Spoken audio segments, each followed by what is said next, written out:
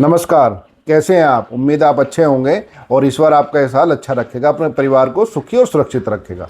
देखिए, हाल फिलहाल की जो घटनाएं हो रही हैं वो एक बात तो दर्शाती है कि राहुल गांधी चर्चाओं में बना रहना तो जान गए हैं।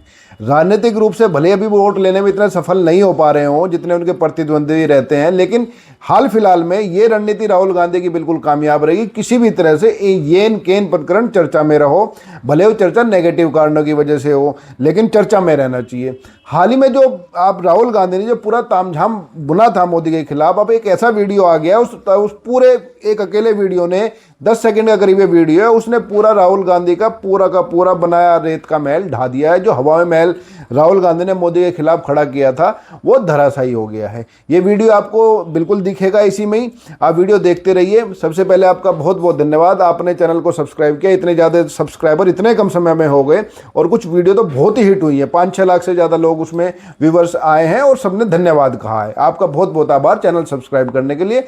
नहीं किया तो आप कर लीजिए। चलिए वीडियो की बात करते हैं। देखिए, राहुल गांधी ने मोदी के खिलाफ माहौल बनाने के लिए तमाम तरह के हथकंडे अपनाए, कुछ राजनीतिक दांवपेच, कुछ हथकंडे। और देखिए, दांवपेच में और हथकंडों में फर्क होता है। दांवपेच होते हैं राजनीतिक रूप से या किसी भी रूप से जब आप प्लान करते हैं या काउंटर करते हैं किसी को, जिसको कहते हैं ना, एक हिंदी में मुहावरा है तुर्की बा तुर्की, मतलब जो सामने वाली पार्टी प्लान करती है उसका काउंटर प्लान करते हैं। इसको आप जिसको जो है ना मोर्चाबंदी कह सकते हैं, कुछ भी कह सकते हैं। लेकिन जो है जो हथकंडे हैं, जो हथकंडे होते हैं, भले ही जो है ना जिसको कहते हैं बिलो द बेल्ट, कभी कभी बिलो द बेल्ट भी चले जाना, वो हथकंडे होते हैं। लेकिन दांव पेच में और हथकंडे में फर्क यही होता है, दांव पेच जो है कभी बिलो द बेल्ट नहीं जाते, लेकिन हथकंडे किसी भी लेवल तक जा सकते हैं। तो राहुल गांधी ने कुछ दांव पेच और कुछ हथकंडे मोदी को बदनाम करने के लिए, मोदी को राजनीतिक रूप से कमजोर करने के लिए और मोदी को जो राजनीतिक रूप से जो है ना नीचा दिखाने के लिए आजमाए, जिनमें ऑपरेशन सिंदूर सबसे बड़ा मुद्दा था। इससे पहले ऑपरेशन सिंदूर से पहले वो कई बार जो है ऑपरेशन सिंदूर के बाद जो है वो नरवाणे की किताब को लेकर के और कई और मुद्दों पर, ट्रेड डील को लेकर के वो मोदी को घेर चुके हैं। लेकिन उनके जो दो मुद्दे सबसे महत्वपूर्ण उन्होंने बनाए, दो मुद्दे बनाए उन्होंने, ऑपरेशन सिंदूर में मोदी की हार या भारत का झुकना, या और ट्रेड डील में नरेंद्र मोदी का जो है ना सरेंडर कर देना।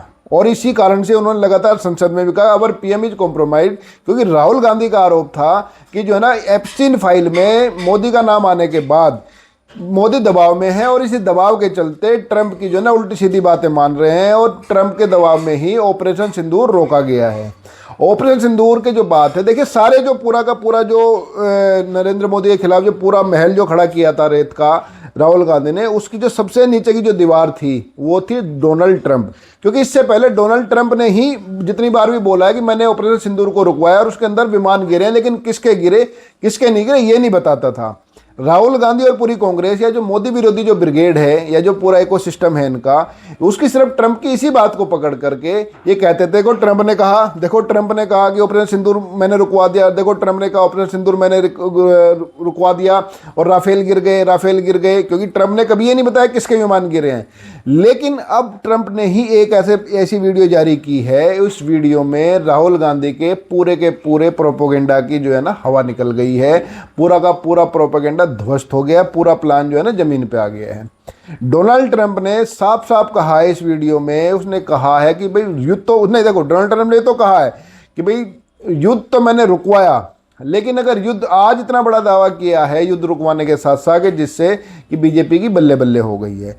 इस वीडियो में Donald We're proudly restoring safety for Americans at home, and we are also restoring security for Americans abroad. Our country has never been stronger. In my first 10 months, I ended 8 wars, including Cambodia. Isn't it funny? Sick people. Cambodia and Thailand, Pakistan and India would have been a nuclear war. 35 million people said the Prime Minister of Pakistan would have died if it were not for my environment. Trump ने दावा किया है कि युद्ध तो मैंने रुकवाया, लेकिन युद्ध रुकवाने के साथ साथ मैंने प्रधानमंत्री जो उसका पाकिस्तान का, उसकी जान भी बचाई, नहीं तो ऑपरेशन सिंदूर में 3.5 करोड़ लोगों के साथ साथ पाकिस्तान का प्रधानमंत्री भी मारा जाता। किसी देश का प्रधानमंत्री तब मारा जाता है जब उस देश पे की सुरक्षा को खतरा हो। डोनाल्ड ट्रंप के इस बयान का साफ साफ मतलब है कि ऑपरेशन सिंदूर में भारतीय वायुसेना और भारतीय सेनाओं ने जितना कहा गया उससे ज़्यादा दहशत उससे ज़्यादा नुकसान और उससे ज़्यादा जो है रणनीतिक और फौजी नुकसान पाकिस्तान को पहुंचाया है। और यही कारण है कि पाकिस्तान भाग करके जो है ना अमेरिका के कदमों में लेटा है। फिर उसके बाद जो है पूरा ये सीज फायर हुआ है। देखिए, डोनाल्ड ट्रंप के इस बयान से या डोनाल्ड ट्रंप की इस वीडियो से जिसमें उन्होंने दावा किया कि मैंने पाकिस्तान के प्रधानमंत्री की जान बचाई है 3.5 करोड़ों के साथ साथ, ये साफ दिखाता है कि भारत सरकार, जो बीजेपी, जो कांग्रेस के विरोध आपस में जो दावे थे, उन सब दावों में अब जो दावा है वो बीजेपी, उसका जो है सरकार का, भारतीय सरकार का, वो सही प्रतीत होता है या बिल्कुल सही साबित हुआ है। इसके दो कारण है। एक तो सबसे पहले कि देखो, जो हमारी जो सरकार जो कहेगी हमारे लिए बहुत ज़्यादा विश्वसनीय होगा, न कि पाकिस्तान और अमेरिका के द्वारा।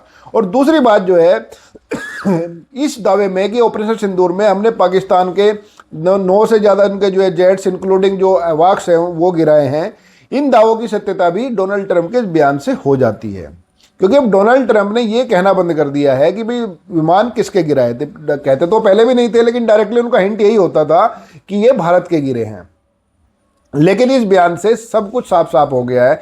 और ये राहुल गांधी को भी सबक लेना चाहिए कि देखो, राहुल गांधी ने एक तुनक मिजाज आदमी के भरोसे, जो तुनक मिजाज है, देखिए डोनाल्ड ट्रंप दुनिया का सबसे तुनक मिजाज नेता है। मतलब कि कई मामले में तो जो किम जोंग है ना, वो गोलगप्पा आलू की तरह का, जो कहता रहता मैं ये कर दूंगा वो कर दूंगा, चाइना का खास यार किम जोंग से भी ज़्यादा तुनक मिजाज है डोनाल्ड ट्रंप। इसी तुनक मिजाज नेता के भरोसे पे दुनिया के सबसे बड़े लोकतंत्र के नेता नरेंद्र मोदी को घेरने चले थे भारत की सबसे पुरानी पार्टी के युवराज राहुल गांधी।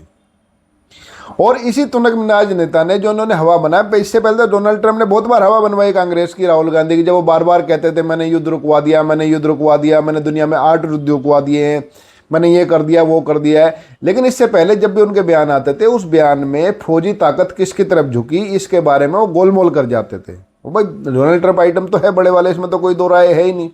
लेकिन आज वाली वीडियो में उनके मुंह से एक गलती से निकला है, या वाकई में उनको लगने लगा कि भारत से दुश्मनी अब महंगी पड़ रही है, या ये लगने लगा कि भारत से दोस्ती चीन को काउंटर करने के लिए ज़रूरी है, क्योंकि चीन के रहते ही अब तक डोनाल्ड ट्रंप ईरान पे हमला नहीं कर पा रहा है।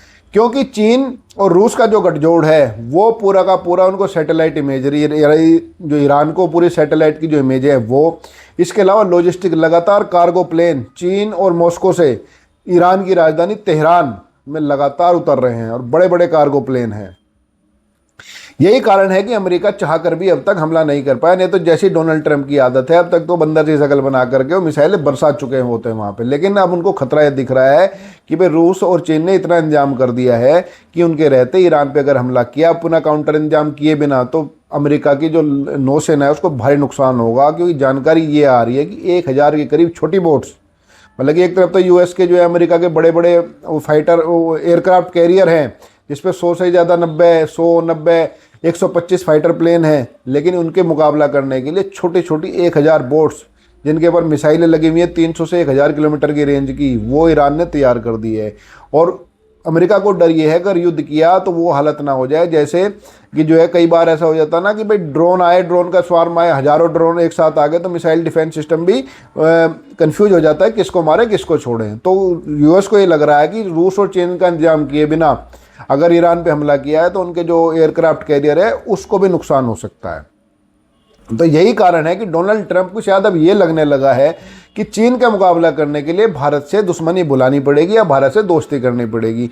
और इसी वजह से उन्होंने बयान दिया क्योंकि अमेरिका के राष्ट्रपति को पता है कि इस बयान का मतलब क्या है। जब वो ये कह रहे हैं कि दूसरी न्यूक्लियर पावर का जो, देखो पाकिस्तान में न्यूक्लियर पावर है, अगर दूसरी न्यूक्लियर पावर का प्रधानमंत्री के मारे जाने की नौबत आ गई थी तो इसका मतलब साफ साफ है कि भारतीय मिलिट्री, भारतीय एयरफोर्स की जो ताकत है वो इतनी ज़्यादा बढ़ गई थी और इतने डोमिनेंट वो कर दिया था उन्होंने पूरा का पूरा पाकिस्तान का जो आसमान है जिसको कहते हैं एयर सुपीरियोरिटी, भारत की इतनी ज़्यादा हो गई थी अगर वो चाहते तो पाकिस्तान के प्रधानमंत्री को भी मार देते, इतनी एयर सुपीरियोरिटी। और यही दावा बार बार भारत के जो पुराने जो फौजी हैं, भारत के रिटायर्ड जो जनरल हैं, वो बार बार यही दावा कर रहे थे कि ऑपरेशन सिंदूर में हमने इतना नुकसान किया है। तो राहुल गांधी को इस बात से सबक लेना चाहिए कि दुनिया के सबसे बड़े लोकतंत्र के जो है सबसे लोकप्रिय नेता फिलहाल तो देखो वही हैं, अगर जितने सर्वे आ रहे हैं फिलहाल तो नरेंद्र मोदी सबसे लोकप्रिय है। इस सबसे लोकप्रिय नेता को राजनीतिक रूप से नीचा दिखाने के लिए एक तुनक मिजाज नेता के कंधे का अगर सहारा लोगे तो तुनक मिजाज नेता कभी भी उस कंधों को झुका करके आपको जो है जमीन पर गिरा सकता है।